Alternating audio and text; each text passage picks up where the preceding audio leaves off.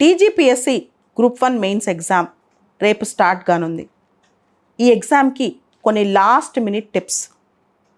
ముందుగా 12:30 కల్లా 12:30 కల్లా ఎగ్జామ్ హాల్ దగ్గర ఉండండి. అస్సలు లేట్ చేయొద్దు. 1:30 లోపే అలౌ చేస్తారు.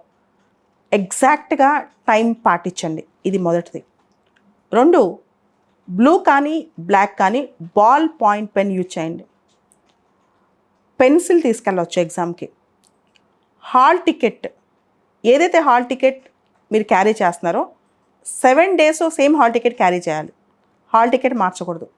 దాంతోపాటు ఒక గవర్నమెంట్ ఐడి ఒరిజినల్, మీ లేటెస్ట్గా దిగిన మీ పాస్పోర్ట్ సైజ్ ఫోటో, ఇవన్నీ అస్సలు మర్చిపోకుండా తీసుకెళ్ళాలి. తర్వాత హాల్ టికెట్ ఎగ్జామినర్ ముందు సైన్ చేయాలి.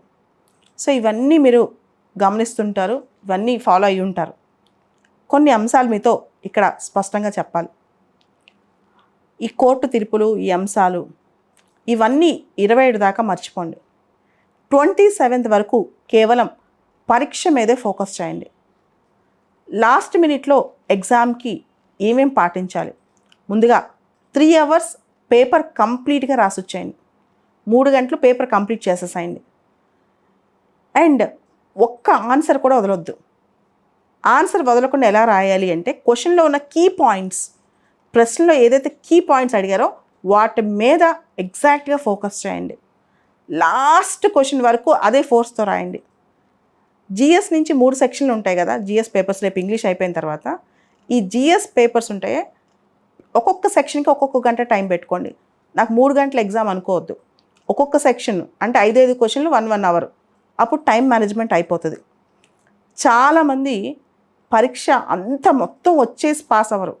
కానీ పరీక్ష రాసేటప్పుడు బ్రెయిన్ స్పాంటేనియస్గా యూజ్ చేయడం చాలా ఇంపార్టెంట్.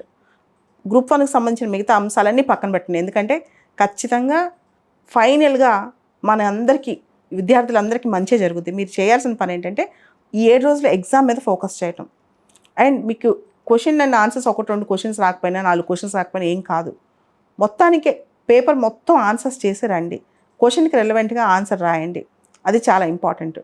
అండ్ లాస్ట్ మినిట్లో మీరు ఏం చేయాలంటే, ఎగ్జామ్ టు ఎగ్జామ్ గ్యాప్ ఉంటుంది కదా, అంటే సాయంత్రం 5 నుంచి నెక్స్ట్ రోజు మధ్యాహ్నం 1 గంట వరకు ఆ గ్యాప్ ఉంటుంది కదా, మీకు అక్కడ 9 గంటల టైం దొరికిద్ది.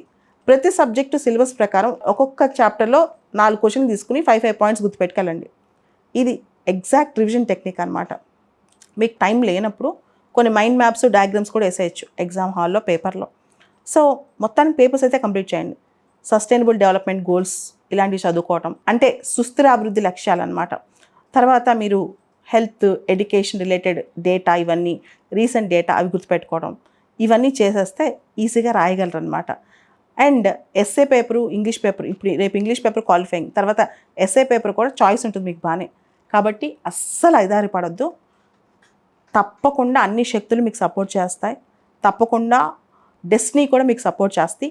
ఈ రోజు నుంచి, ఈ క్షణం నుంచి, ఈ 7 రోజులు 27వ తారీఖు సాయంత్రం వరకు నా అభిప్రాయం ఏంటంటే, అందరు విద్యార్థులు ఎవరైతే ప్రిలిమ్స్ పాస్ అయ్యారో, ఎవరికైతే హాల్ టికెట్ ఉందో, ప్రతి ఒక్కళ్ళు ఎగ్జామ్కి వెళ్ళండి. ఎవ్రీవన్, ప్రతి ఒక్కళ్ళు ఎగ్జామ్కి వెళ్ళండి. ఏదన్నా మీ ఆలోచనలు కానీ, మీ ఫైట్ కానీ ఏదైనా ఉంటే ఎగ్జామ్ తర్వాత ఆలోచించండి. కానీ ఇప్పుడు ఎగ్జామ్ మానేసి మాత్రం మీరు ఎక్కడ వెళ్ళకండి, బయటికి ఎగ్జామ్కి అయితే వెళ్ళండి. ఎందుకంటే రేపు కోర్టు ఎవరెవరు ఎగ్జామ్ రాశారో వాళ్ళకి ఏదైనా గైడెన్స్ ఇచ్చినా సరే, వాళ్ళకి సంబంధించి ఏమైనా గైడ్లైన్స్ కోర్టు ఇచ్చినా ఎగ్జామ్ రాసిన వాళ్ళకే కొన్ని వర్తిస్తాయన్నమాట. కాబట్టి మీరు మాత్రం ఎగ్జామ్కి వెళ్ళిపోండి.